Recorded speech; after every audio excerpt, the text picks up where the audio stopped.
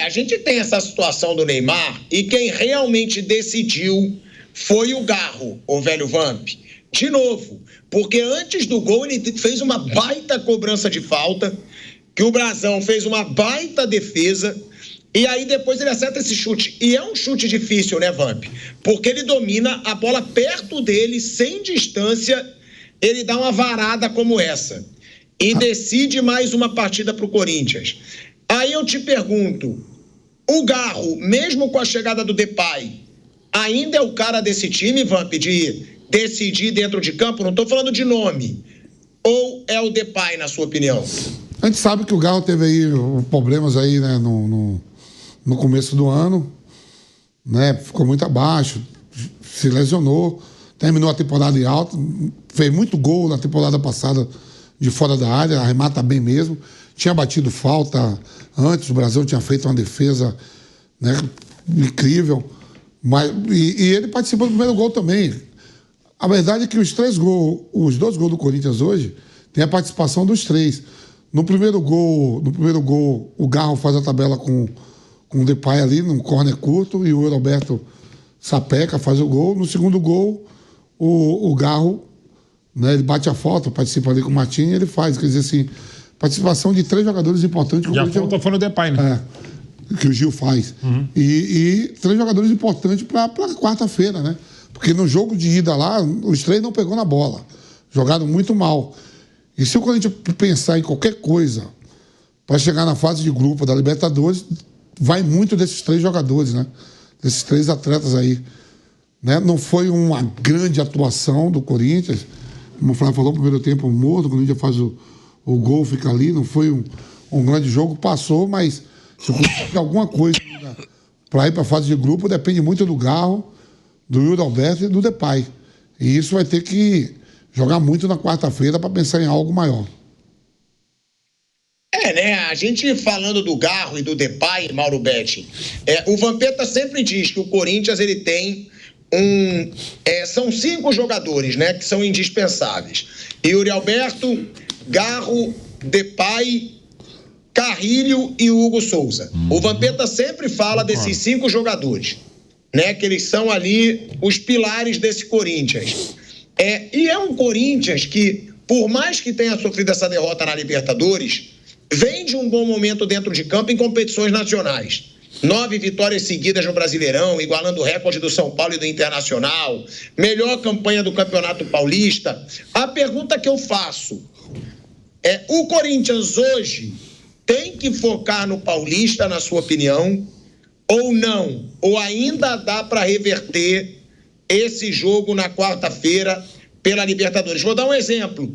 Garro está muito desgastado, segura, já está eliminado, ou não? Ou um time grande como o Corinthians não pode assumir isso e tem que acreditar que dá para reverter usando a força máxima? Por aí, é mais a segunda parte, Pilhado. Eu acho que tem que sim. Claro que tem o desgaste, a gente falava isso antes mesmo da bola rolar, que haveria para essa reta de chegada do Paulista o desgaste, nem tanto pela qualidade dos rivais, sobretudo a Universidade Central da Venezuela, mas pelos desgastes da viagem. Você vai para Caracas, volta, vai para Guayaquil, volta, tal. E as outras equipes apenas entre aspas, treinando, se comparado ao desgaste, inclusive, de logística do Corinthians.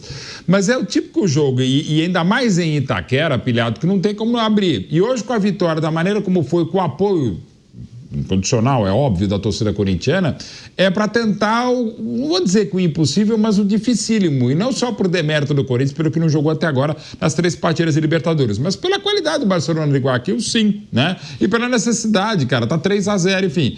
Mas vai que consegue, você dá um gás, dá uma animação que até supera um eventual desgaste. Então, assim, vai. Mas, claro, aí é de cada um e, sobretudo, hoje você tem condições científicas, tecnológicas de descobrir, olha, pegando o exemplo do Garro, o Garro eventualmente pode ter um desgarro, já abusando do jogo de palavras, pode ter uma questão física de desgaste. O próprio Roberto, aquela entrada merecidamente expulso, o Candense acha um ótimo ato, uma 0-lance para já expulsar no gramado, não precisava a intervenção do VAR.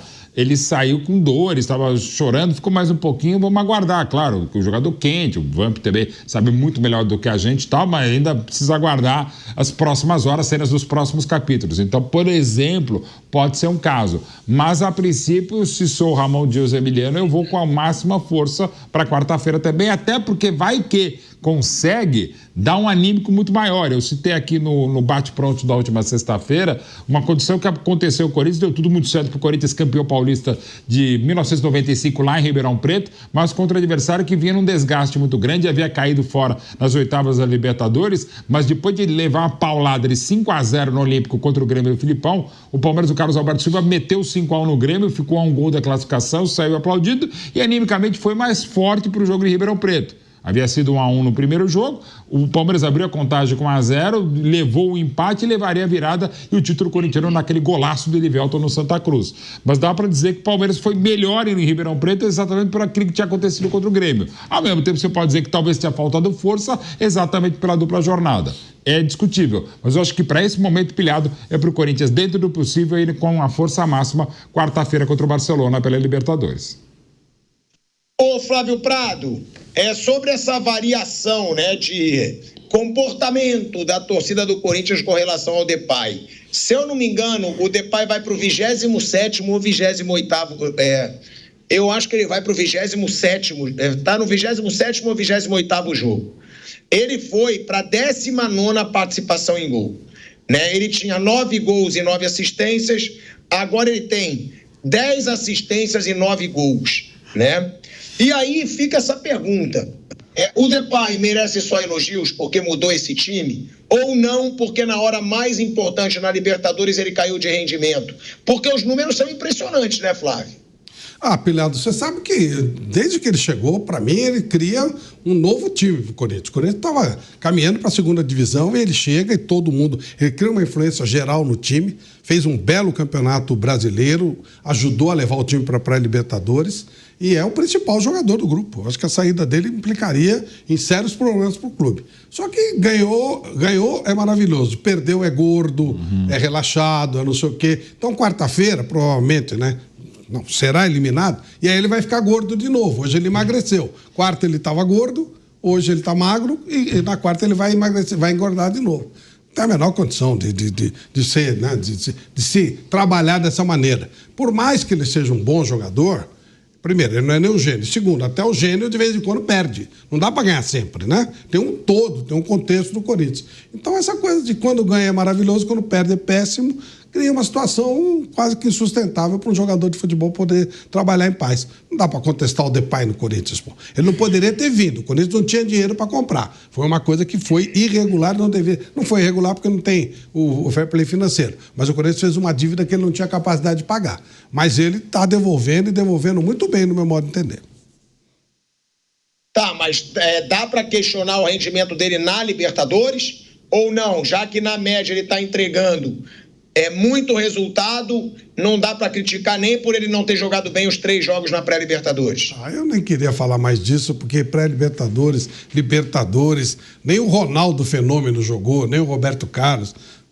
É um caso à parte, pilhado. Aí já realmente não vou mais falar nesse tema, não.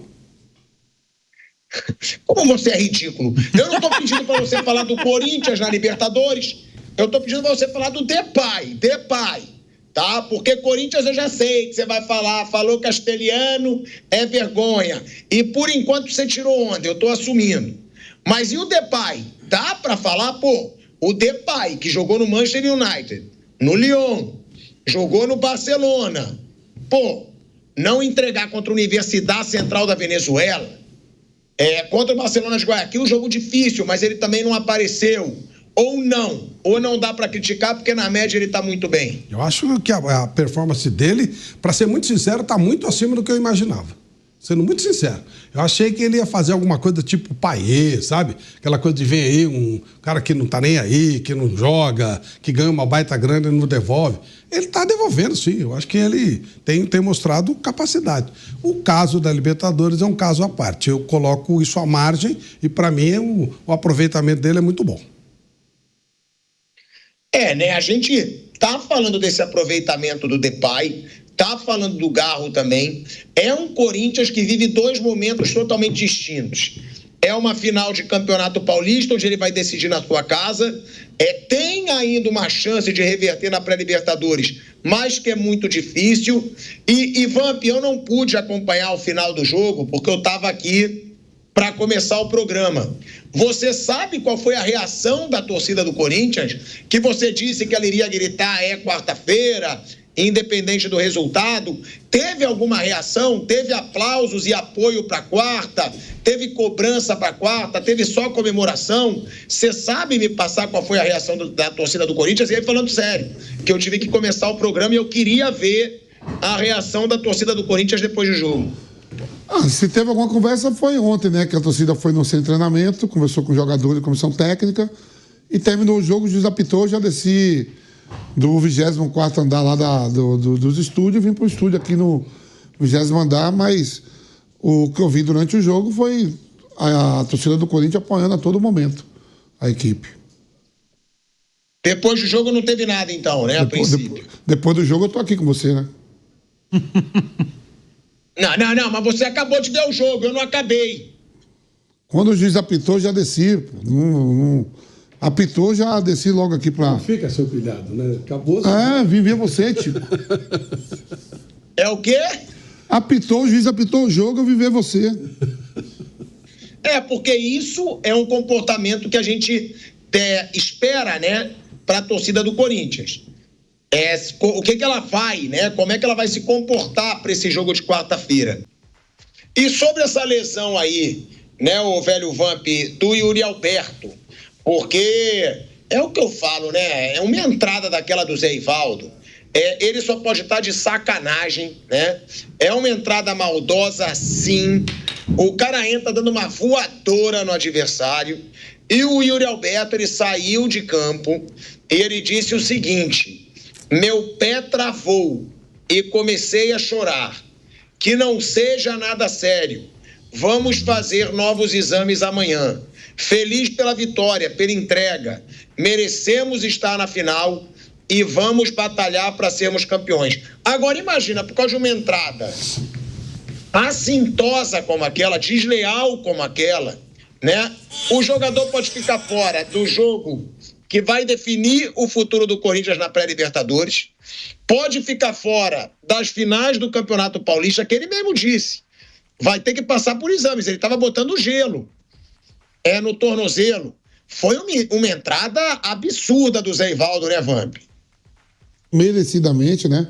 O VAR chamou corretamente. Foi no VAR, hein? Pelo amor de Deus, pô. E o Yuri Alberto, tomara que não seja nada grave, porque a coisa foi feia, viu? A entrada foi feia. Para que ele possa jogar aí no meio de semana, na quarta-feira. Mauro. É isso. A gente até comentava um pouquinho assim, é um jogador... aliás, o Yuri Alberto versão 25, que é o Yuri Alberto do meio de abril, maio, com a chegada do Ramon, mais do que do Antônio Oliveira, e certamente não no início da temporada passada com o Mano Menezes, é o Yuri Alberto que a gente sabe que a gente não viu em 2023, parece outra pessoa, né? Aquele Yuri Alberto que pisava na bola, que era quase que o meme ambulante. Se você pegasse os piores momentos, aliás, você acha até no YouTube, os piores momentos do Yuri Alberto de 23 e começo de 24, terrível. Mas o Yuri Alberto de 24, artilheiro do Corinthians, artilheiro do Brasil, e agora também bem, é esse Yuri Alberto que a gente imagina, que não foi barato pro Corinthians, mas que é um cara que, se não puder jogar quarta-feira, dependendo da seriedade dessa lesão, que evidentemente a gente não sabe, vai fazer muita falta ao Corinthians, porque ele é um jogador fundamental, até taticamente, nesse entendimento muito bom que ele tem com o Memphis Depay. Agora, falando desse confronto, vocês acham que pro Corinthians é melhor Palmeiras ou São Paulo? Na minha opinião, é melhor pegar o São Paulo na final. O São Paulo tá desrespeitando o São Paulo? Não. Mas eu acho hoje o time do Palmeiras mais forte que o time do São Paulo e é o atual tricampeão. Isso já se explica só no resultado, Mauro Betti. É por aí o atual tricampeão que pode ser tetra, tem que ser o adversário mais temido. Sim. Claro que, se pudesse saber, no caso específico da pergunta do corintiano, era muito mais gostoso ganhar do Palmeiras, pelas circunstâncias, evitar um tetra do Palmeiras, como o próprio Palmeiras em 2020, na última final corintiana e paulista, o Palmeiras evitou o tetra corintiano e nenhum dos grandes até hoje conseguiu ser um tetra. E até historicamente, né, aquela coisa da ciranda do trio de ferro paulistano, para não colocar o Santos na parada, até porque o Santos já é o que está fora, o Corinthians está na grande final. O Corinthians é freguês do Palmeiras, o Palmeiras é freguês do São Paulo, o São Paulo é freguês do Corinthians. De um modo geral, em grandes decisões e nos jogos. Então, numa dessa, você vai pegar ainda mais. Foi só no passado que o São Paulo conseguiu sua primeira vitória em Itaquera na Neoquímica Arena, né? E o Palmeiras até já eliminou o Corinthians, os resultados são equilibrados, tanto na Neoquímica Arena também quanto no Allianz Parque. Mas eu acho que historicamente, pelo momento, para o Corinthians é menos complicado enfrentar o São Paulo do que o Palmeiras. É um São Paulo, né, que chega de partidas ruins para essa semifinal, é um Palmeiras que chega numa crescente e o Corinthians que volta a ir para uma final de Campeonato Paulista com a melhor campanha. Vai decidir em Itaquera. Ô, velho Vamp, qual o melhor adversário para o Corinthians na final, na sua opinião? São Paulo. Concordo. Flávio Prado. Sem dúvida o São Paulo, sem dúvida. O Corinthians é aquela história que o Mauro já falou. Corinthians bate no São Paulo bate no Palmeiras, Palmeiras bate no Corinthians. Essa é a norma. Claro que nem sempre foi assim, claro que nem toda hora acontece. Já tem decisão que o Palmeiras ganha o São Paulo. Isso é normal, até recente. Mas o São Paulo contra o Corinthians, ele não consegue grande coisa, não. Já o Palmeiras contra o Corinthians costuma se dar bem. E nem só isso, né, gente? Eu sei que tem um histórico, um é freguês do outro, mas também pelo futebol. Hoje o Palmeiras é superior ao São Paulo. Óbvio que o Palmeiras hoje é superior ao São Paulo. O próprio torcedor São Paulino sabe. Agora, o São Paulo costuma eliminar o Palmeiras nos mata-matas.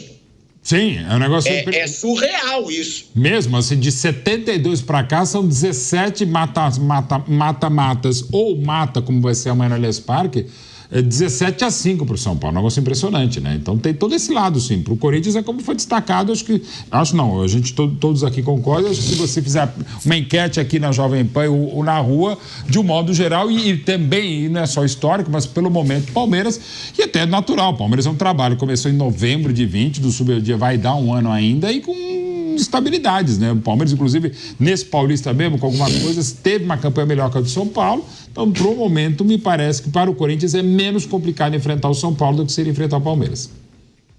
E os números são bizarros também, né, Mauro? Sim. Como é que é o número geral? O número geral é esse que você falou? Em mata-mata, São Paulo e Palmeiras é 17-5 desde 72, vezes o torneio Laudo Natel. Um negócio impressionante. Em vitórias, aquilo que a gente explica, mas agora de uma maneira bem simplista, até rápida, os números do São Paulo dão mais vitórias ao Palmeiras. Os números do Palmeiras dão mais vitórias ao São Paulo. Por quê? Porque o Palmeiras conta jogos menores, os famosos torneios início, que normalmente não se conta. É uma discussão polêmica para mais de metro. Mas, enfim, o Palmeiras está num momento até com mais vitórias que o São Paulo, mas exatamente confronto direto, mata-mata ou mata, o São Paulo goleia o Palmeiras de 72 para cá, quando tiver esses confrontos nesse tipo de torneios variados. O segundo jogo da final do Campeonato Paulista vai ser no dia 27 de março. E a primeira rodada do Brasileirão vai ser no dia 29. Ou seja, o Corinthians e Palmeiras ou São Paulo, quem passar para a final, vão acabar sendo prejudicados, Mauro Betti, na primeira rodada do Campeonato Brasileiro. É uma falha de calendário... tem razão para reclamar os clubes paulistas? Tem, né? Mas é o básico, né? A gente não tem a menor preocupação, né? E lembrando que é o básico, FIFA, Conmebol, CBF, estaduais, né? E cada um vai inventando, né? Muito jogo para pouco futebol. E assim, 48 horas de uma final de campeonato estadual para uma final para o início de Campeonato Paulista, e lembrando, inclusive, o dos jogos, por exemplo, no caso específico, se o Palmeiras for para a final, é só um Palmeiras e Botafogo no Allianz Parque, né? Então, assim, um jogo que envolve duas equipes que vai lutar pelos títulos, exatamente pelo título brasileiro dos últimos anos. Mas é básico que o futebol brasileiro espanta a 0 pessoas, né, Pilhado? É uma situação que a gente vê os clubes paulistas assim, sendo prejudicados, velho Vamp. E é aquilo que a gente fala, não vai interferir tanto, mas às vezes um resultado de uma primeira rodada faz o seu título escapar, faz você deixar de brigar pela Libertadores, pode fazer você até deixar de ser rebaixado no final de um campeonato. Não dá para levar o brasileiro como bagunça, como a CBF faz.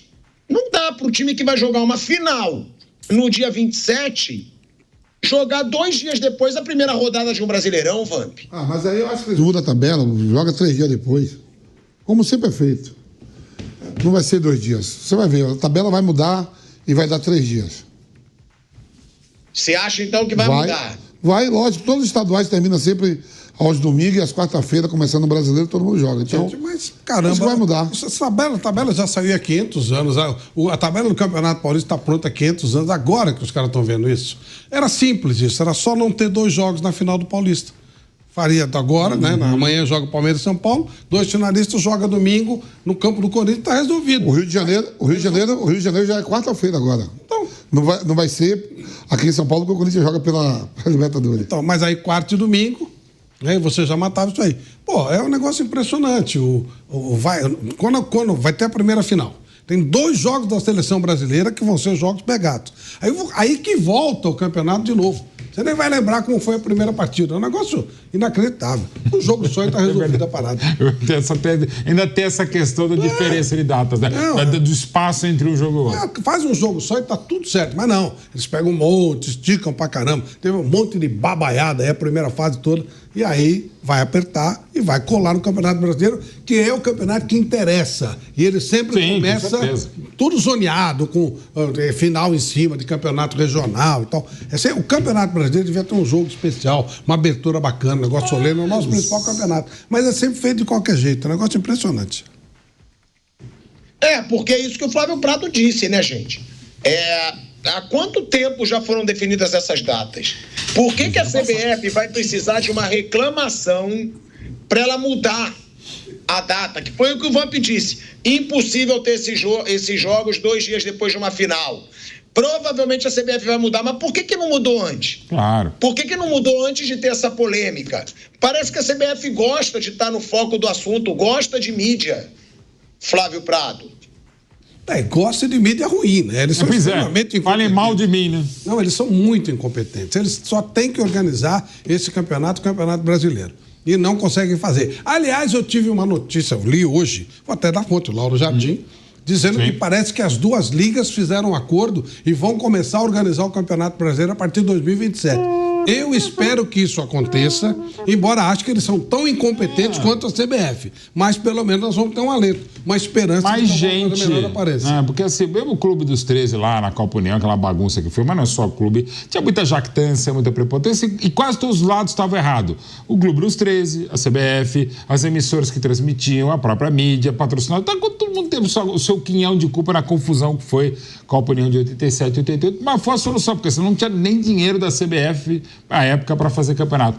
É um alento, viu? Nessa eu tô com o Flávio também. É um alento. É melhor mais gente para tentar arrumar um pouquinho que tá confuso e bagunçado. E mesmo assim, ainda o futebol pentacampeão.